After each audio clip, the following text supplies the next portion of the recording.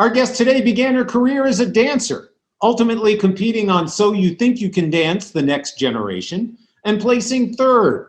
She turned her attention to songwriting with a 2017 YouTube video that attracted mainstream attention.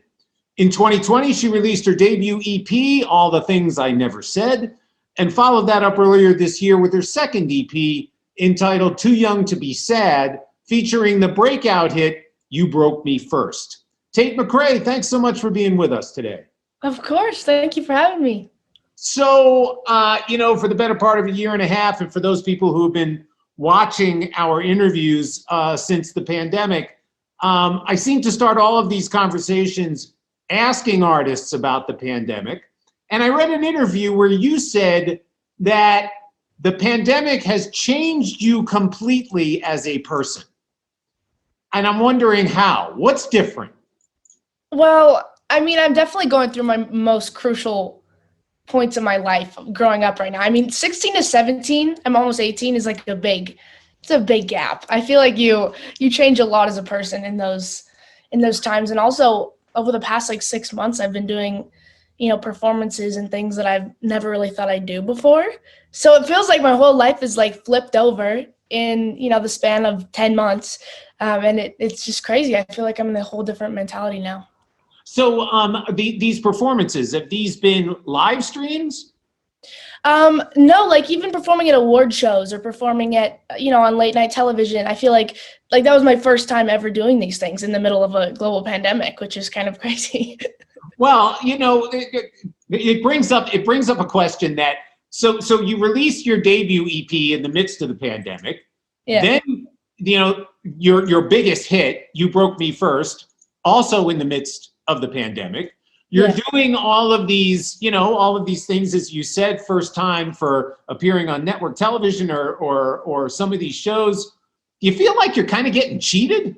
For a second there, I definitely was like, okay, I've been experiencing these things off my couch. I really want to actually go places and I want to meet people, which has kind of been nice. Over the past month, I've been able to actually be in the studio for real and meet other artists. But for the longest time, I was a little like, okay, we got to get this moving on because these are some crazy things I actually want to feel in real life. I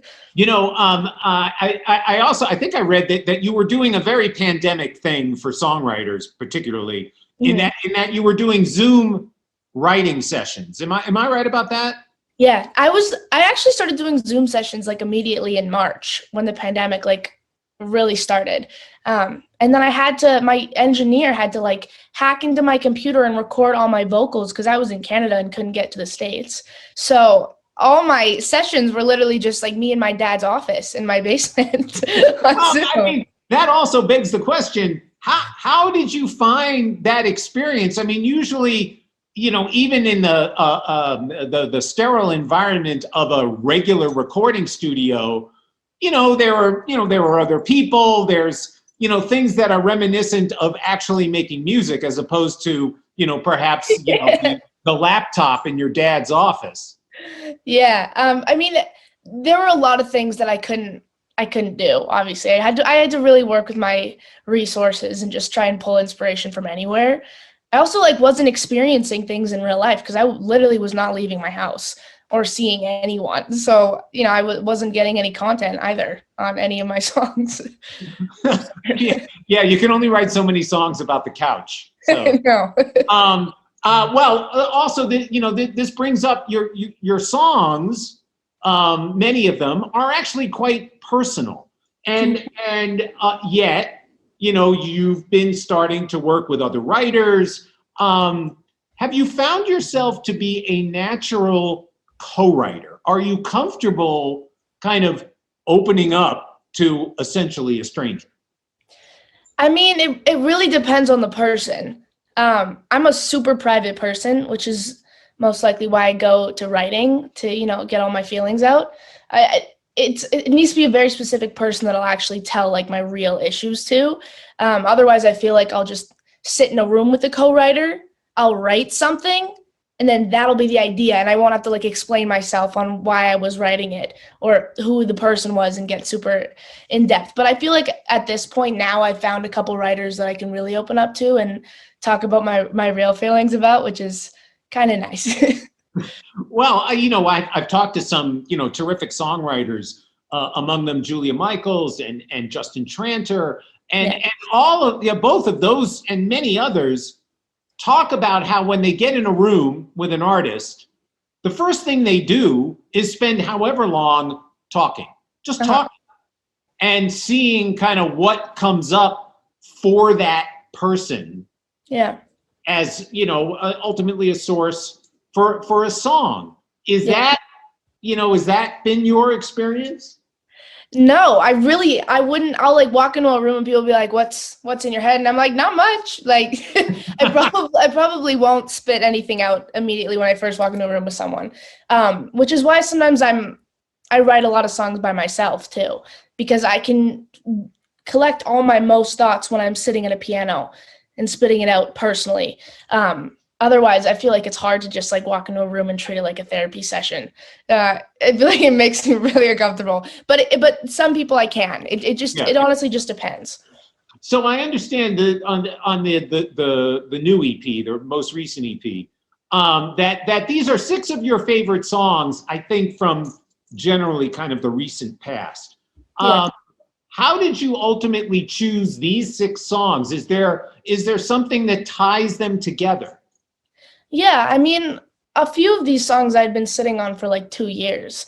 I think I just get like a feeling when I know which songs feel cohesive or not. And I feel like you spend a lot of time listening to songs back to back, and you end up writing in a whole, sometimes I write in a totally different genre one day, and the next day it's like a completely different song. And I felt like these set of songs just were the most cohesive pair. And, there was only so much I could do in a pandemic without being able to talk to people and fix songs and, do everything that you really want to do as an artist with all the tweaks. But in my personal opinion, like as the pandemic, from all those Zoom sessions, those were like by far my favorite. You mentioned tweaking songs, and I read something about that you were analyzing the track Rubber Band until literally they had to, basically take it from you to release it. Yeah. Are you constantly battling sort of that internal editor? Is this good enough? Should I change that? Do you have some, like a little thing on your shoulder that's kind of always whispering in your ear about making it somehow better? Yeah, I mean, I think especially because as I grew up being a dancer, I'm a serious perfectionist. So, I'll analyze my songs till like the very last snare in the song and just like the sound of it. And I'll sit on the Zoom call like I was doing in the pandemic, staring at a mix screen, being like, turn this down. No, turn it up. Turn this down. Turn it up. Like just going back and forth, trying to make this like perfect sound. And eventually my manager was like, all right, Tate, it's been 4 hours. You're cut off. You're done. Well, one of the challenges, and I've heard this from other artists, given technology today and the endless options that you have as a creator in the studio to change sounds and tweak and alter and move parts around. How do you know when a song is done?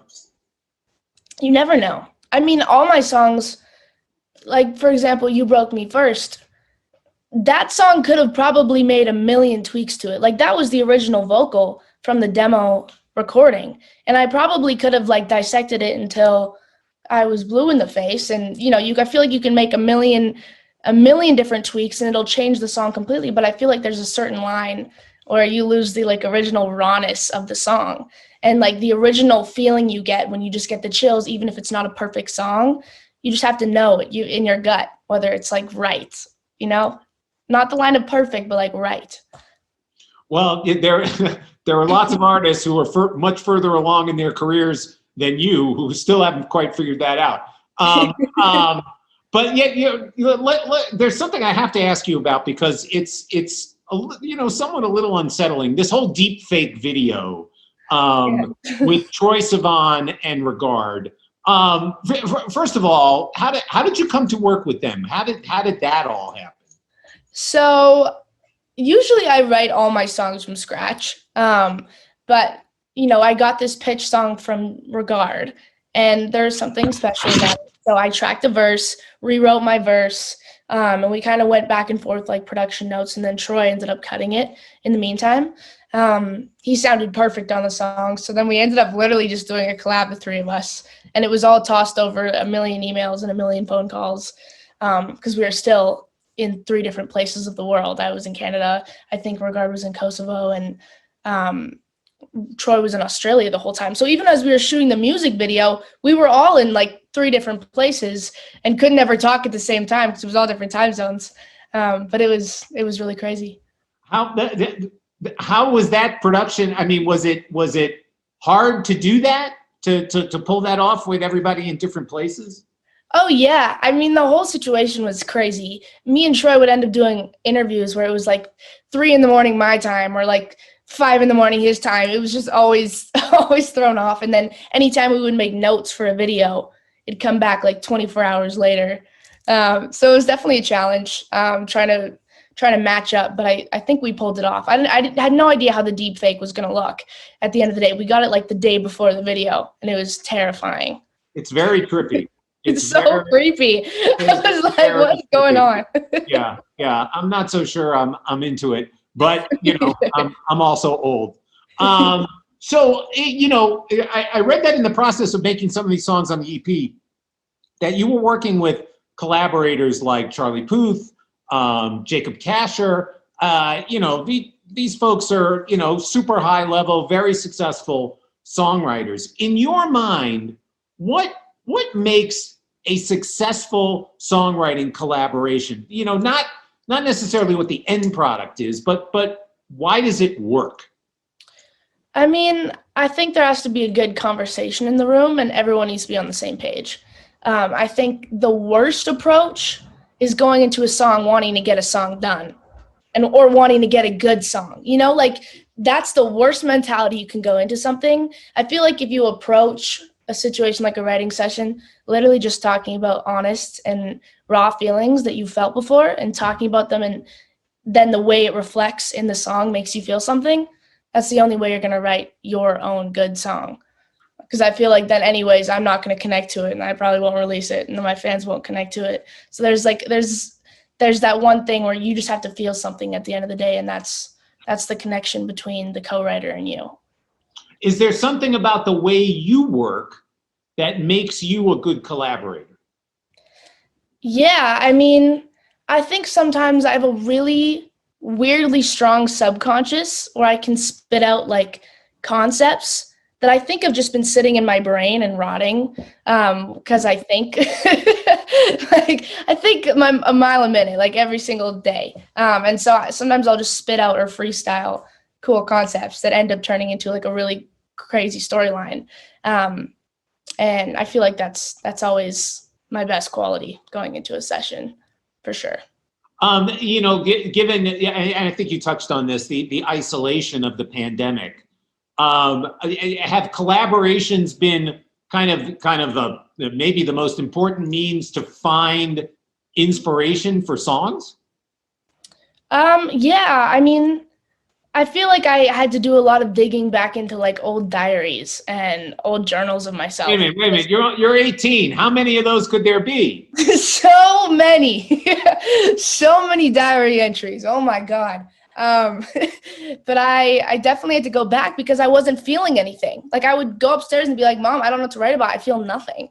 Like there's not really anything going through my brain. What's for dinner? Maybe I could write about that. Seriously, there were superficial concepts that were literally just going through my brain. I didn't really care much. And so I had to find myself like either talking about someone else's relationships, my old diaries, my old journals, how I felt about a guy 4 years ago. It was really just like going back into the past and figuring out what hit me then. Your debut EP includes a co-write with Billie Eilish and Phineas. I think the song is called Tear Myself Apart. Mm-hmm. As someone who's identified Billie as an influence, What did you learn from that experience? What did you take away? I mean, I was really grateful because that was my first record I released with RCA Records. So I wasn't actually in the room with Billy and Phineas when they wrote the song, because I think she wrote it like a couple years ago. But I got to work with the engineer and go in and put my own twist on it and, put my input in later, which was really exciting because obviously Phineas and Billy are huge idols of mine. So I think it was just exciting to be able to, that was my first time actually getting a song from someone else and trying to put it into my own words. What is it about Billy's music that inspires you? I mean, I think it's more or less her music and her as a whole persona. I just think that she's a really confident and great female role model. I think there's so many female role models in the industry right now that I could look up to and name off. So I feel very fortunate that I'm able to take inspiration from all of them. You mentioned your first release for RCA, and I know that and generally, I honestly, I don't spend a lot of time talking about business stuff, but this I think applies here. That you went through a bit of a process looking for the right label for your music. What was most important to you in finding the right partner?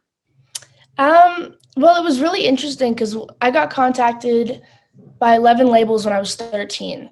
So I knew nothing about the music industry at all. I'd been training as a dancer since I was 6. So this whole world had popped out in the span of 2 weeks.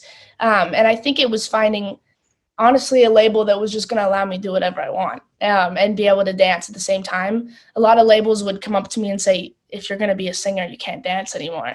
And dance was like my entire life. So I couldn't throw that away. And RCA was really supportive of me keeping that and incorporating it into all my videos. I mentioned the dancing in the intro, and that's been an important part of your life. But has any part of your training as a dancer influenced or contributed to your work as a music artist? 1,000%. I think I was exposed to like work ethic at 8 years old. I remember like training for nationals at 8 years old and having to like 6 weeks before get into a headspace. And, I think that's a really rare thing to do when you're so young. So I became a super dedicated and motivated kid, wanting to achieve my goals. And I think that's a huge aspect of being an artist because things go really fast and you need to always be thinking and always on your A game. And I also feel like the dance industry is so cutthroat. Sometimes the artist industry feels like it's an easier task to take on. Wow. Yeah. That's quite something. Speaking of that, and when you were younger, and I say all this recognizing I'm talking to someone who's 18, but was there an artist or maybe a band that you heard that you said, that might be something I want to do? I mean, there's definitely a lot of influences I had when I was younger. I feel like there's someone like J-Lo that I looked at, and I was like, okay, I'm going to be like you. Or, I think there's people who could do everything who are like triple threats, those one-offs that you never see, is exactly what I want it to be. I even saw Bruno Mars at the Grammys one year. And I'm like, I want to do that. That's a good one. Yeah, I mean, there's that really special thing as a dancer and a singer that whenever you see someone pull that off super well, it's like one of the most motivating things to watch. And it's somewhat, honestly, that level of skill across multiple disciplines, is somewhat of a throwback to an era long before, frankly, almost before I was born, where artists, and I'm thinking mostly kind of in Hollywood, were trained to sing and to dance, and movement was a very important part of what singing artists did. Yeah. Does that resonate for you? Is that something that you're looking to kind of bring all that together? 100%. I definitely want to be able to do both. I mean, I'm getting to perform my first ever festivals this summer, and all I want to do is sing and dance, just be able to bring that aspect that I haven't been able to do just yet. What festivals are you doing? I think I'm doing Lollapalooza, Bonnaroo. iHeartRadio. I think I'm doing like 11. So Those are good ones. Gov Ball, a lot of really cool ones. I've only been to one festival in my entire life, and that was Gov Ball. So it's cool. Well, just Lollapalooza and Bonnaroo alone, that's a good start for sure. Yeah. So, a little birdie told me that there's a track coming out with Khalid. Yes. Tell me about that, because I haven't heard it. I've just been told about this. I'm very excited. It's coming out tomorrow, actually. Me and Khalid got to collaborate on this summer song, and I'm really excited, especially because I remember like 2 years ago in an interview, I saw one of my fans posted this the other day. I was like, my dream collab would be Khalid. So it's just pretty cool that I'm able to work with him and, get to meet him and, write a song. It's really cool. A title? Does it have a title? Oh, yeah. Are you allowed to tell me the title? Yeah, it's called Working. Working. Okay. So in your mind, what makes Khalid special? What's cool about him? Oh, I've been a huge fan of him since he was 17, and he released his American Teen album. I think it was like a very nostalgic, hit it right on the spot of everyone, what they were feeling as a teenager at that time. And I think he's really great at grasping that. I also understand that you may have begun working on an album. Am I right about that? Yes. And you've talked about, and I find this fascinating, you've talked about Frank Ocean's Blonde as a reference point for the album. Why? Why does that album stand out to you? Honestly, I always say this. I feel like I want to listen to an album and feel like I'm watching a movie, like feel the exact same way. And I haven't actually listened to that many albums. I just pick one of them, a couple of them, and I listen to them on repeat, like forever.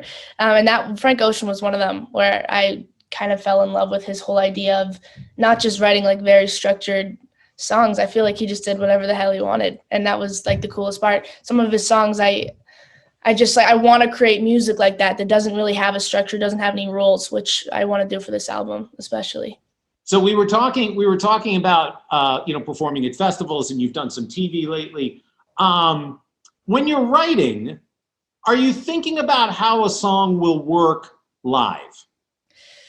Honestly, I would say I do, but I don't. I mean, I literally just focus on the lyrics when I'm in the room and how music makes me feel as a person, not as a dancer, not as a performer, as a person. That's the only way that I can write and feel truly connected to it. So when you go back, when you start to work out a set list, do the songs change? I mean, the thing is that I feel like that's when your brain has to like completely switch sides, and then you have to look at it from a dancer's perspective. And I feel like a dancer can approach any song and make art to it, no matter what song it is. You can work with it. And that's what I am excited to do, is just switch my brain in that sense and start working on my whole set list and how it's going to look like, which is cool. In addition to the festivals, are you doing a tour? Are you going to be out for multiple dates, or just like big festivals? Yeah, I'm touring next year, I think. I don't think we've released the dates yet, but hopefully going on a world tour early next year, which would be crazy. So we're kind of running down on time. I have just one more question, really. In the recent past, you were nominated for a Juno Award, which I believe was like Best Breakthrough Artist of the Year. You were named on the Forbes, and I was never named on this list, the Forbes 30 Under 30 list. You made the Billboard Hot 100, and you were nominated for a Video Music Award. So, and all of this in a rather compressed period of time. What does all of this attention and recognition mean to you? Oh, I mean, it all feels like a really big blur in front of my eyes, because it is happening kind of fast. But I'm honestly just honored, because I never really thought that my music would be recognized like it is right now. So it's just an honor. I'm really stoked about everything. And it also just inspires me to just make this album the best it can honestly be. So. Well, we look forward to the album for sure. For now, folks can very soon enjoy the new track with Khalid entitled Working, and the EP Too Young to be sad. Tate McRae, thanks so much for taking the time today. Of course. Thank you. Nice meeting you. Nice meeting you.